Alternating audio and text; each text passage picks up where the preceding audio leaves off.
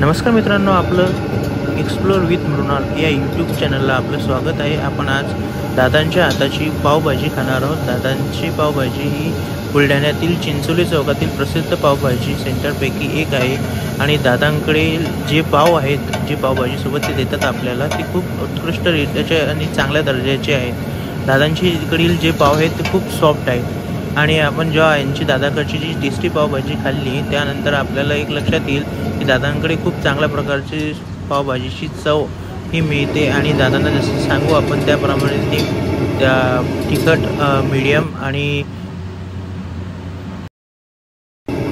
व्हिडिओला लाईक करायला, शेअर करायला आणि चॅनलला सबस्क्राईब करायला नक्की विसरू नका।